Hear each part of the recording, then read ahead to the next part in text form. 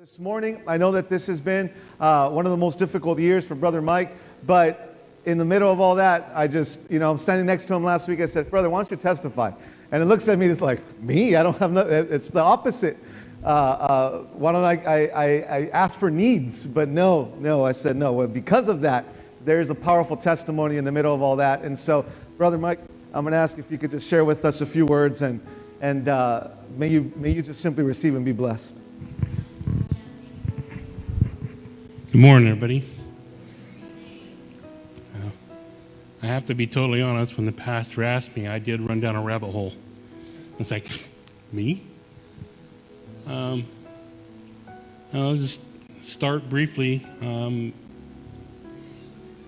was one of those fortunate children that my mom forced me to go to church.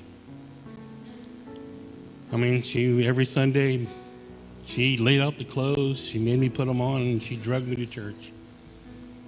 And for a long time, I never understood, why are you making me do this? Well, at the age of 13, she made me make my big boy decision, whether I go to church or whether I stay home. Most teenagers, like myself, chose to stay home. And I stayed home until the age of 18. Then, I had the first marriage. It failed. Had my second marriage. It failed.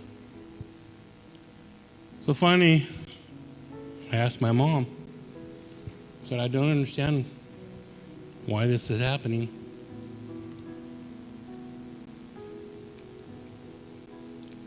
And she just told me, you just have to be faithful. God will bring you the right person. So my mom prayed with me that day that if I was to be single the rest of my life, that was just the way it's going to be. And if I was to be married, then God was to bring me my bride.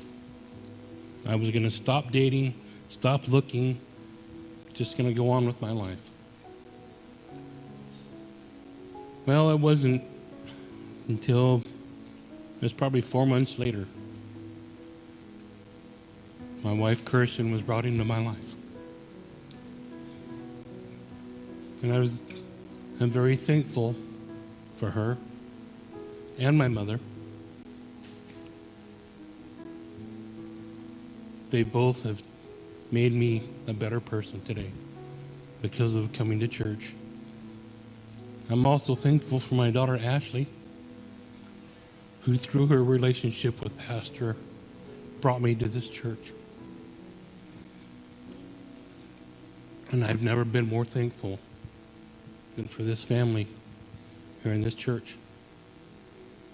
A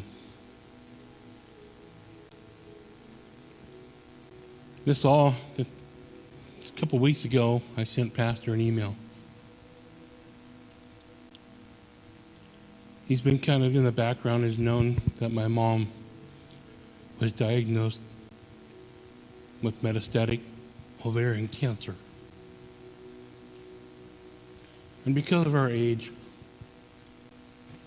her health conditions, she had a quadruple bypass 5 years ago. She's going on 8 months of 3 days of dialysis due to kidney failure. And then when the diagnosis came that she had ovarian cancer,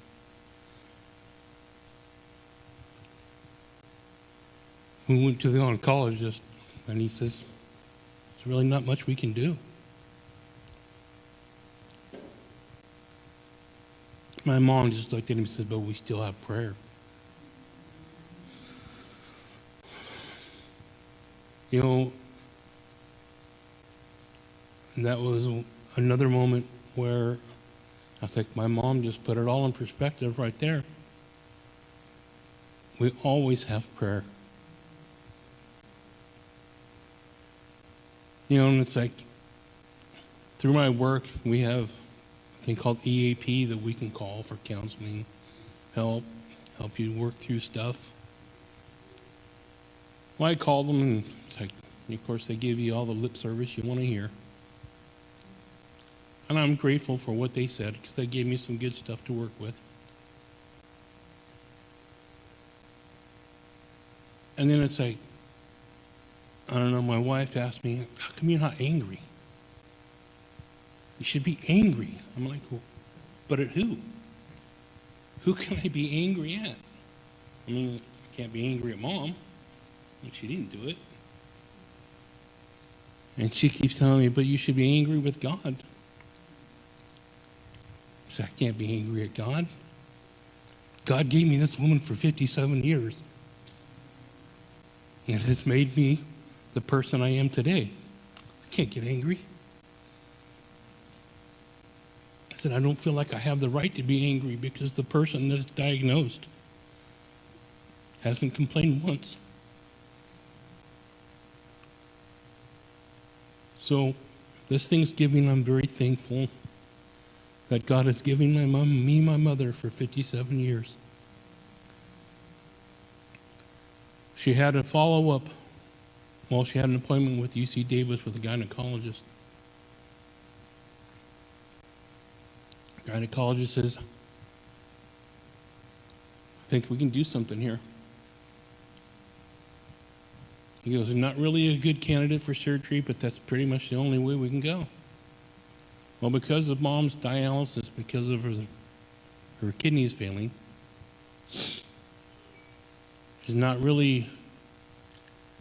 chemo is really not the most optimal way to go. But now they've decided they want to do chemo at a very low rate, a very low dose, but on the same day as her dialysis appointment. So that way the dialysis will help filter out the chemo. Because if not, then the chemo will stay in her system too long, and that was hard on your system to begin with.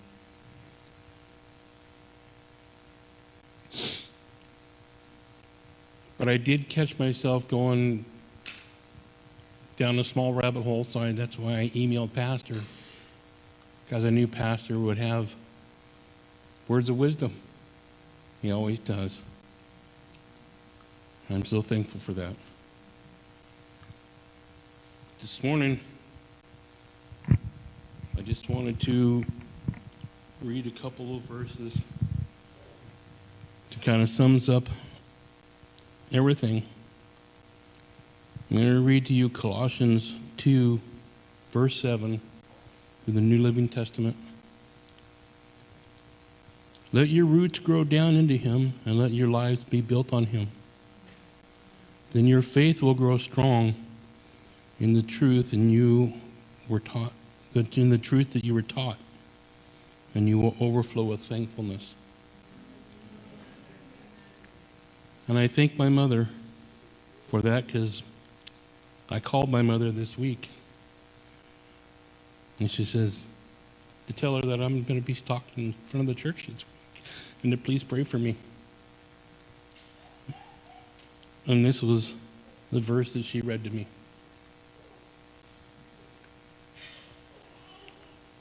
And then a few weeks ago,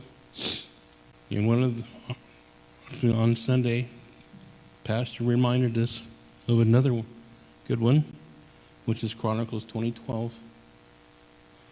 God, we don't know what to do, but we look to you.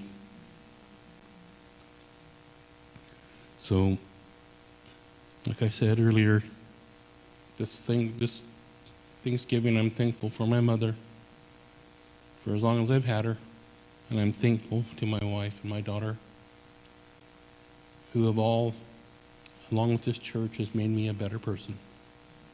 So thank you. Amen.